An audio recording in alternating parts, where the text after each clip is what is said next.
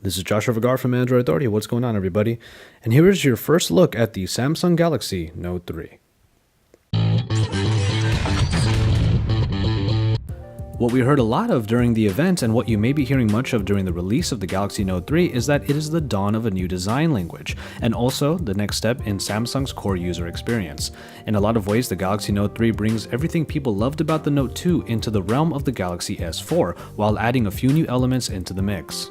In design, this expectation was that it would be more of the same from the Note 2, but we actually do see some changes this time around. Thanks to some thinner bezels, we have a slightly larger screen at 5.7 inches that has also been bumped up to a 1080p display. The Note 3 takes almost the same footprint of the Note 2 and makes it a little narrower and thinner while shedding some weight. At 168 grams, it is pretty light for a larger device and has a decent balancing that echoes the Galaxy S4 handling. The S Pen turns out smaller than the one found in the Note 2 and, as always, is neatly nestled in a slot in the bottom corner. Otherwise, almost everything about the Note 2, like the button layout, has been retained. What is probably the most jarring change in the Note 3 is the new general material. People who were getting tired of the glossy plastic that Samsung has become very well known for will likely rejoice at the updated material used in the Note 3. From the get-go, you can feel the difference in this textured plastic that also solves the fingerprinting due to not being glossy. The back cover, when removed, is still very thin though, and quite bendy, but this is probably going to be a still very welcome change to the general design. They even get a little tricky and add a stitching around the edges that makes you think like it's leather when it's really not. As a larger screen at 5.7 inches capable of 1080p, this Super AMOLED screen is more of the same great display quality that Samsung has been capable of. What we are essentially seeing here is the very good high saturation display of the Galaxy S4, only larger. Pixel density gets to 338 ppi, which is just between the S4 and the Note 2. Overall, it is most of the great display experience that Samsung has been able to achieve with the Super AMOLED. While representatives at Samsung were pretty hush-hush regarding the processor package inside, it's pretty much a given that the Galaxy Note 3 will come with a Snapdragon 800 clocked in at over 2 GHz and backed by the updated Adreno 330. Variations with the octa-core Exynos processor will be available, however. Noteworthy is the upgrade to 3GB of RAM, which allows for even more multitasking, especially considering there is more to do with the S Pen and added functionality that was originally found in the S4. Speed definitely felt very good in our time with the device, as everything from UI elements and S Pen functionality continued on very smoothly and without any hiccups. It's looking like a very snappy and speedy experience indeed.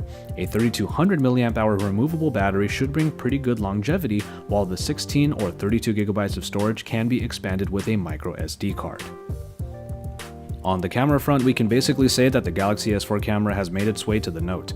A quick look into the app shows that the majority, if not all, of the functions the S4 camera introduced have been retained. It should yield the same good 13 megapixel pictures as the S4.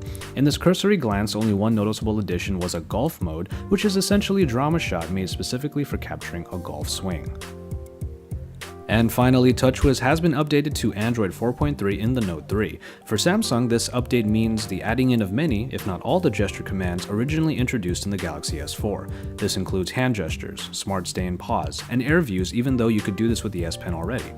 Speaking of the S Pen, it has been given a new small menu accessed by pressing the button while hovering. This gives access to 5 of the most used S Pen functions. Main ones are Action Memos, which can contextually plug your handwriting into appropriate apps, enhanced scrapbooking, and even a pen window function that essentially puts Samsung's version of small apps onto your screen.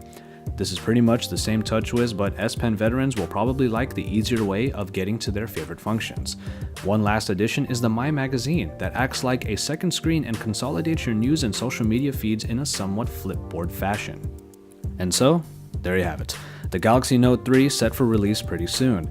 Its most exciting new feature is probably the new material choice, which may or may not completely solve the issues people had with Samsung's typical plastic, but you know what? It certainly helps.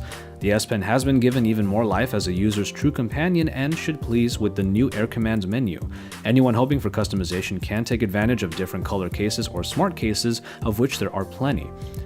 With much of what the Galaxy S4 offered in a Galaxy Note package, we might be looking at one of the hands-down biggest releases of the year.